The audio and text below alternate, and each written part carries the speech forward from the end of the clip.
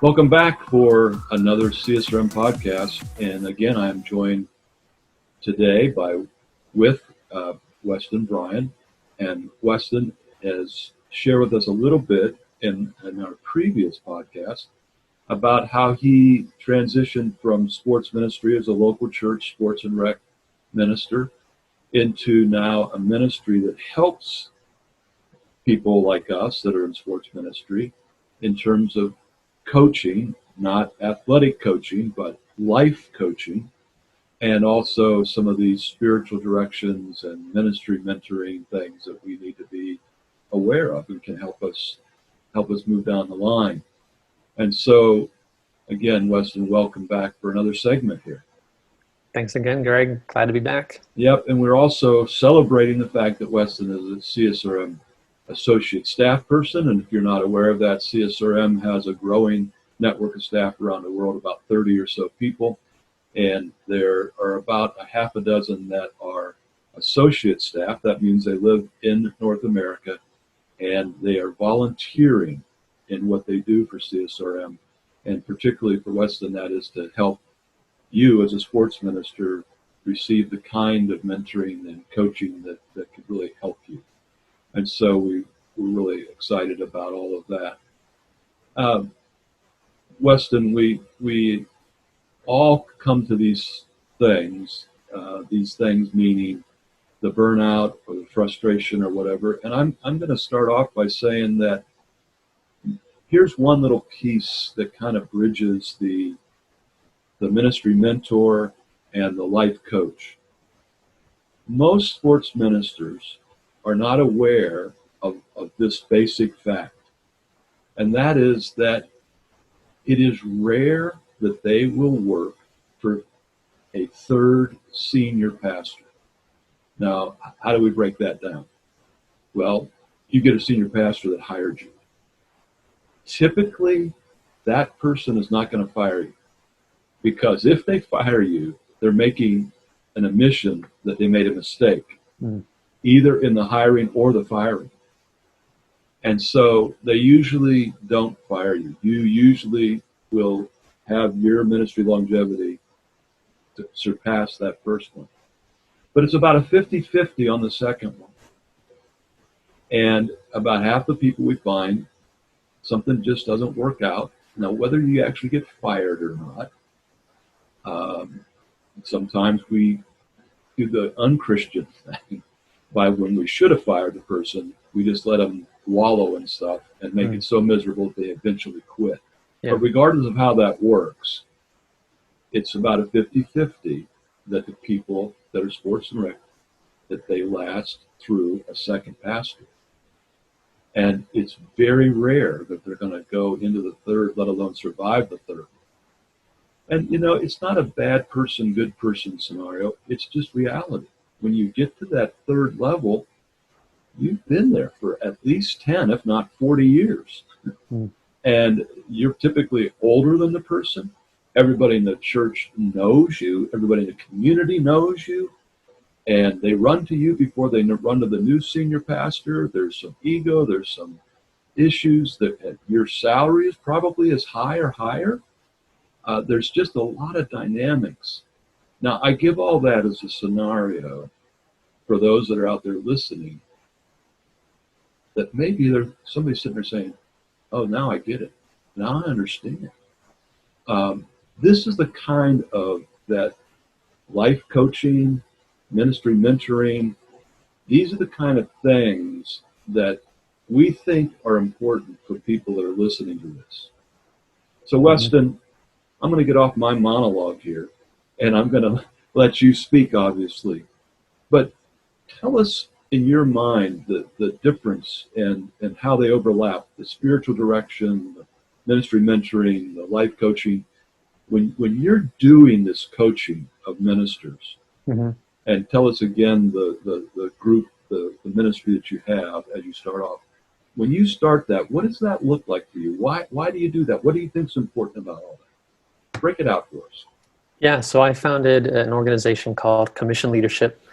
And, our passion is to see every Christian become a disciple maker. And so our focus through coaching is really helping to make the main thing be the main thing, And, it's interesting, those three roles you mentioned, I would put them in the mental health field, if you will. I'm less familiar with the role of a spiritual director, so I'll speak more to a mentor versus a coach. Right. And a mentor is someone who has been there and done that. We're all pretty familiar. And I think a lot of people, if they aren't currently working with a mentor, they've had mentors in the past. And usually you go to a mentor for advice. You say, here's what I'm dealing with. I know you've dealt with similar things. How would you go about, approaching this issue or moving forward in this situation? Excellent analysis. Yeah, and it serves a great purpose. I've had, several mentors in my own life. Jason Propst, as I mentioned in the last podcast. And what makes a coach different is a coach, rather than giving you the coach's advice, the coach is going to ask powerful questions to help you explore lots of different options. And so, in other words, if I'm going to you as my mentor, I have a perspective and you have a perspective. But what a coach does is say, there's probably at least 20 other perspectives on this issue. Which ones would be most helpful to look at? And then what are you going to do with that new awareness and that new knowledge? What actions are you going to take in order to reach your goals and make progress on this issue? Because one of the things that many of us do, unfortunately, maybe you've been in a mentoring relationship where someone will come to you with a problem and you'll tell them what to do and they don't do it. And that's just our nature. Like, until we've decided that we want to act, we're not going to make much progress. And so coaching is really focused on, what is God calling you to? And what are you going to do with that? Are you going to take action or not? And if you're not, that's okay. But let's evaluate some other options that you actually will take action with. So do you, when these people that you're coaching, if they don't follow up on it, you make them run wind sprints, or what do you do there? No, and that's the beauty about coaching is good coaches are non-judgmental. It doesn't mean that they won't ask hard questions or, maybe kind of put your feet to the fire when you need it. But one of the things I love, like a specific question, is what type of accountability will be most helpful for you with this? And sometimes that means I want you to call me as my coach next week and ask me if I did it. Other people are self-motivators. They're like, you know what, I got it. If I say I'm going to do it, I'll do it. And then, other people might say, you know what, this person would be really helpful. I'm going to go to them. Often a spouse, that's usually what a lot of sports pastors will say is, my spouse knows me better than anyone.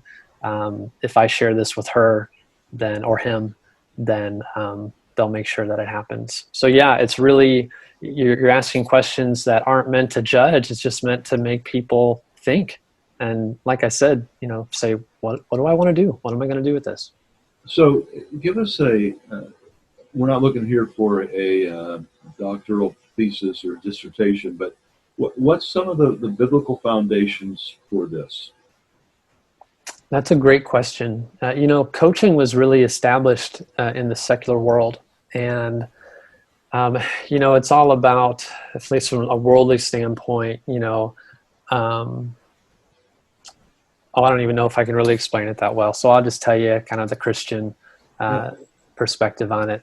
Basically, even though this was developed from a worldly point of view, what Christian coaches do is ask someone, what is the Holy Spirit calling you to in the midst of this?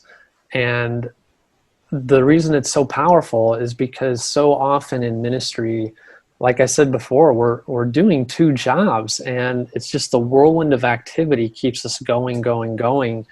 And working with a coach gives you that space to pause and say, Holy Spirit, we invite you into this conversation. Reveal my heart. What are the things going on in my life that I need to surrender to you? And then, out of an increased identity in Jesus, what is the work he's calling me to? Because too often we see ourselves by our titles. We find our identity in being a sports pastor, when in the reality is, our identity is in Jesus, being his disciple. Excellent. Yeah. Speak to the person that's out there. They're maybe in their first sports ministry position.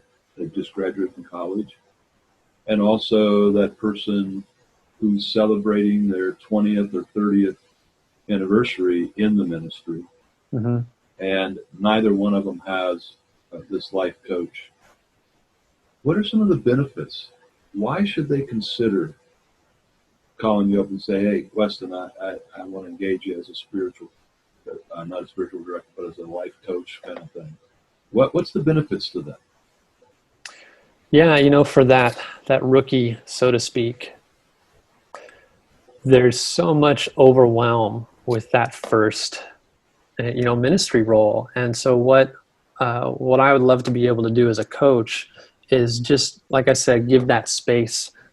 Because when you're young, you have, so much energy and all these new ideas. And, you can be like a dog at a park, like you just don't know what to chase. And working with a coach can bring that focus, and really help you discern what is God doing here? What's the work God had been doing through the people before me? And then what's the new direction he's calling us in? And then how do I best lead? What do I need to grow in as a young leader?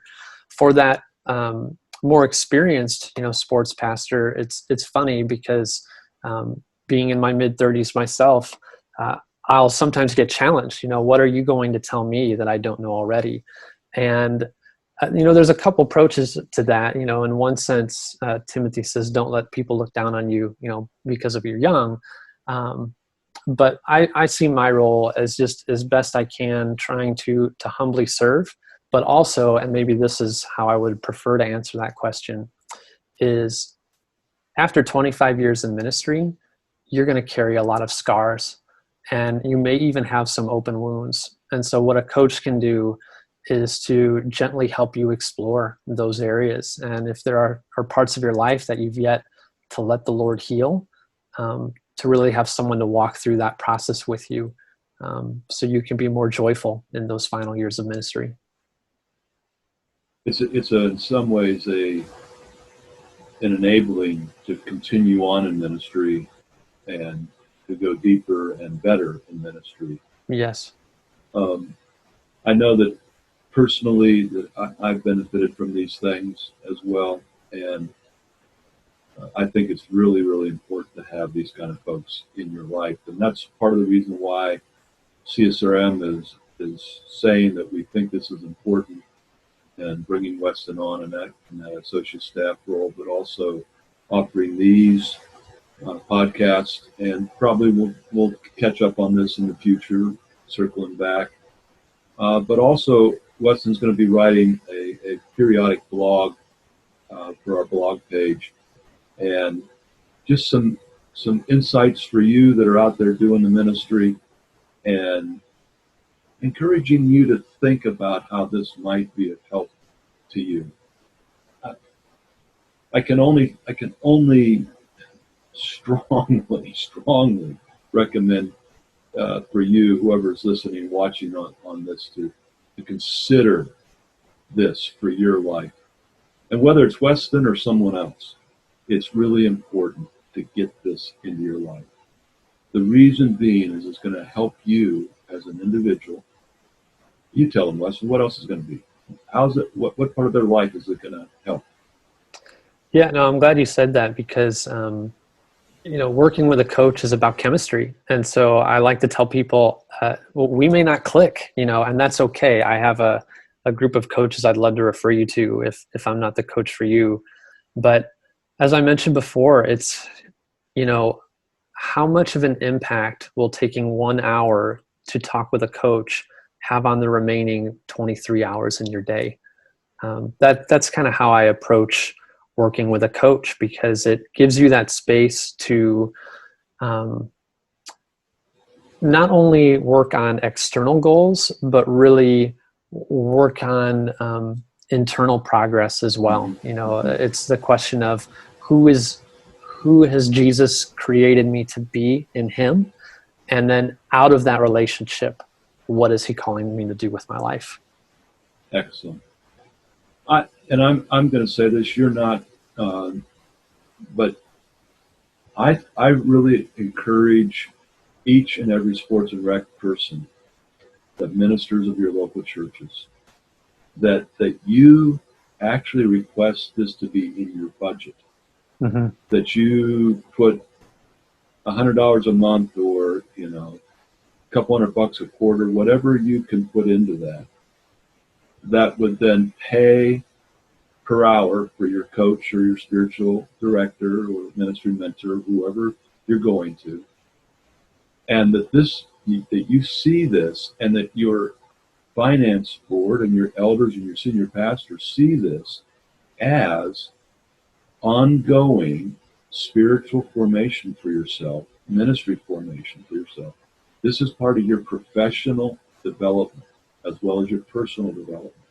It's got to be part of your budget. That's my recommendation. And you should then be willing to pay the people that are serving you in this capacity. So if you engage with Weston, you should be prepared to pay the going rate for his services and anybody else that you might go to. And this is one of the things that I recommend anytime I get a chance to consult with churches, that they invest in their people. And I think this is one of the best investments that your church can ever make in your life. It's going to benefit you personally. It's going to benefit your spouse, believe me, your kids, should you be married and have children. It's going to benefit your personal health, physical health, your relational health. If you want a long-lasting, fruitful ministry, this is foundational. I can't say it strongly enough. So please, please consider this.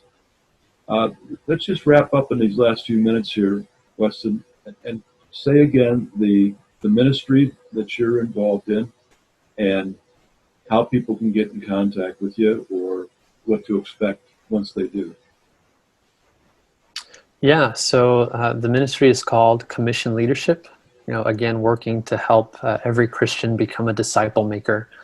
And really the passion behind it is twofold. I've talked a lot about pastors already, and just the support and encouragement space they need and can get from working with a coach. But then also I think for most Christians, like myself so many years ago, my deep question was, I love sports. How can God use me?